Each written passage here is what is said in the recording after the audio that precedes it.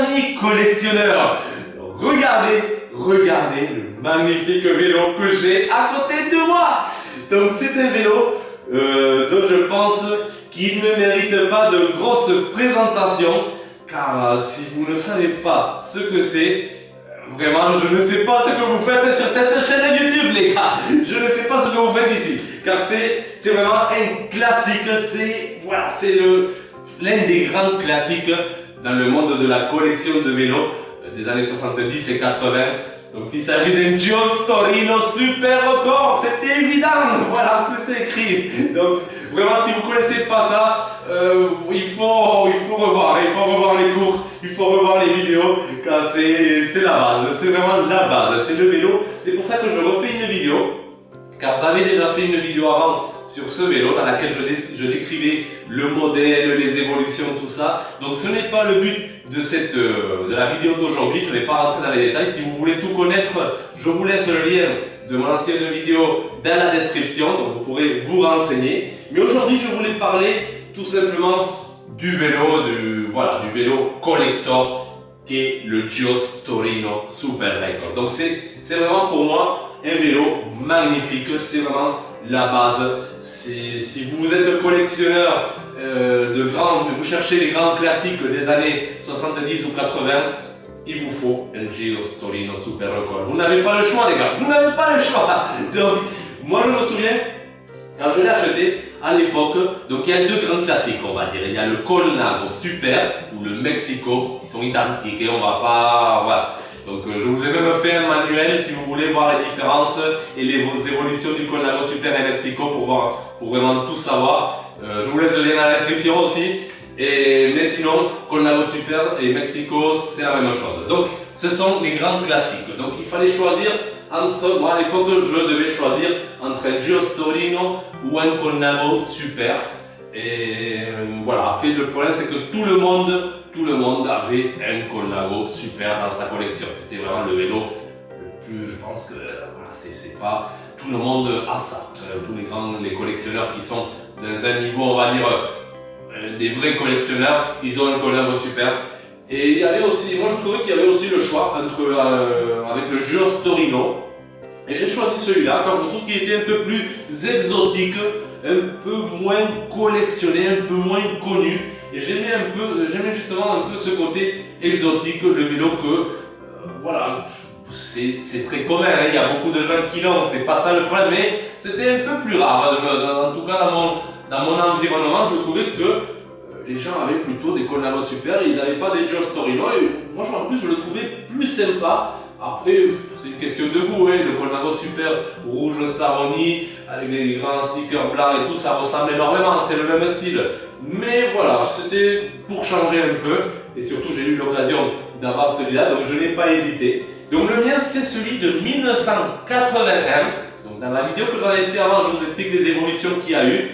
Et moi, je préférais celui-là, justement, parce que les premières générations, ceux qui l'ont rendu célèbre en quelque sorte, celle de l'équipe Brooklyn Chewing Gum.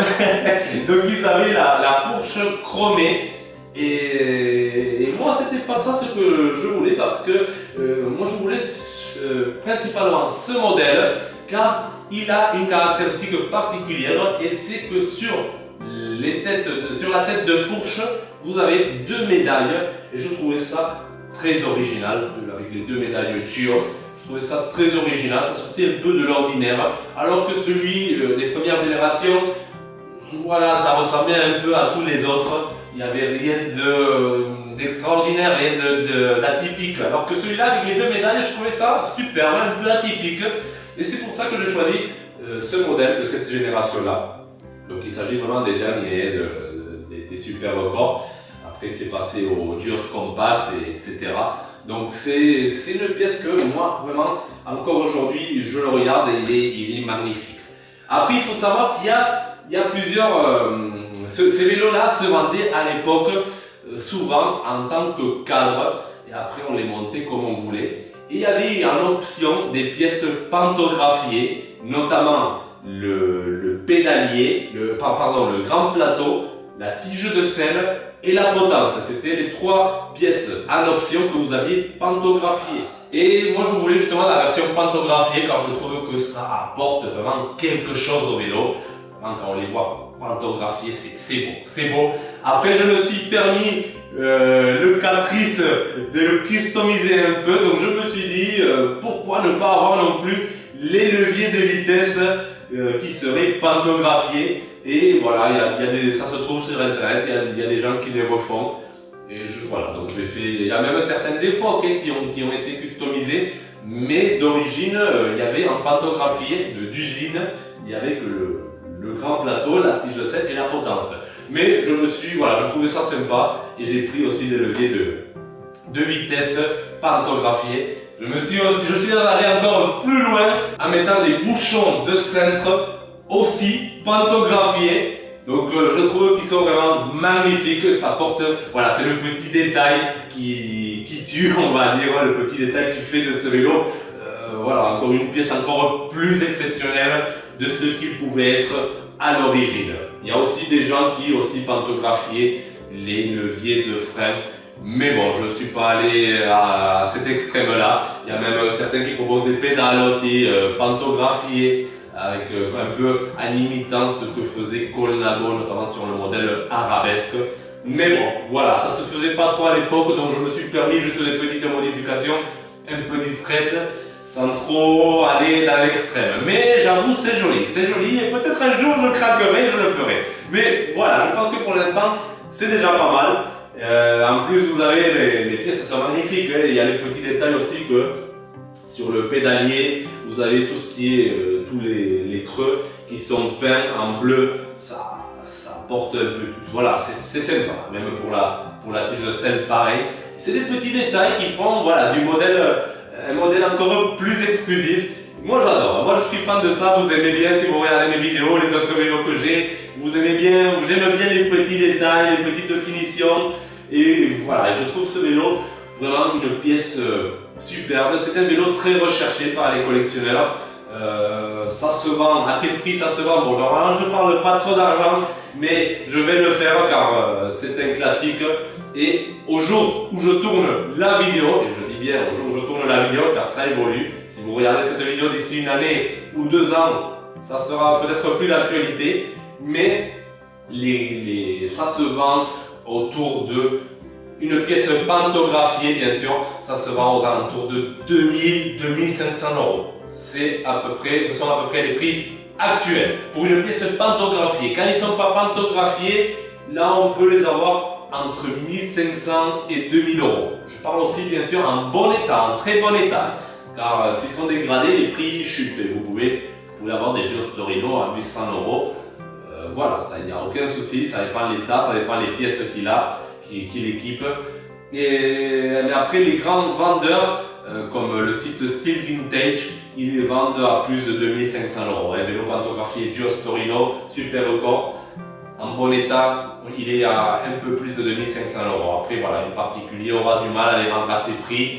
On sera plutôt dans une pièce comme celle-là, entre les 2000, plutôt dans les 2000. 1800, 2000, 2500, ça serait vraiment, voilà, on pourrait être content si on arrive à le vendre à 2500 en tant que particulier, parce qu'il faut savoir que les professionnels peuvent les vendre plus cher parce qu'ils bénéficient justement ils offrent une garantie, et voilà, il y a un savoir-faire, surtout si c'est un site réputé comme Steel Vintage, ils peuvent les vendre facilement à 2500, voire à 2800.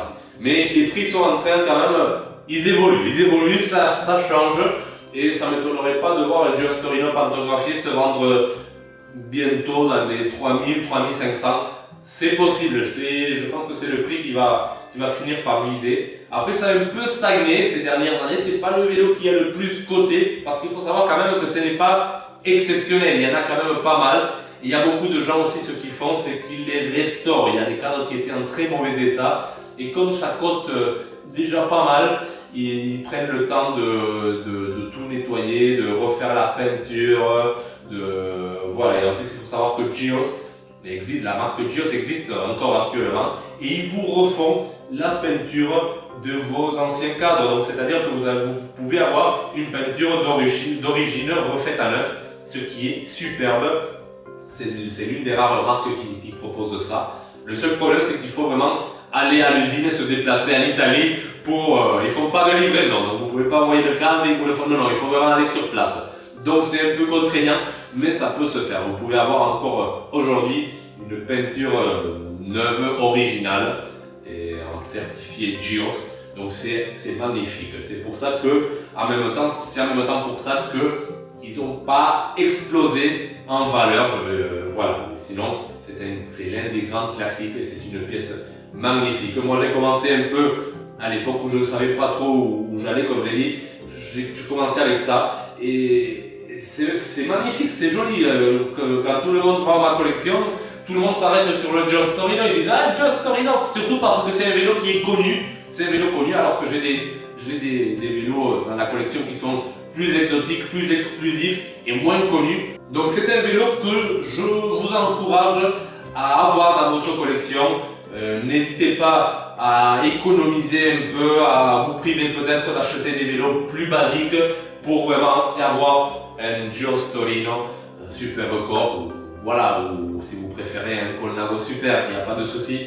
Mais ce sont les grands classiques et ça vaut le coup parce qu'il reste encore, on va dire entre guillemets, ça dépend, voilà, mais il reste encore accessible, on peut dire accessible, et vous pouvez avoir un classique de fou à un prix abordable. Il faudra économiser, faudra faire des efforts, mais ça reste accessible. C'est comme si en montre vous collectionnez la Rolex, je sais pas, on va dire la Daytona, donc à ce jour c'est inaccessible, c'est des prix de fou. Et là vous pouvez avoir dans les vélos des grands classiques à des prix, voilà, en faisant quelques efforts, à des prix accessibles. Et je pense que il ne pourra faire qu'augmenter sa valeur, ça ne pourra faire que monter.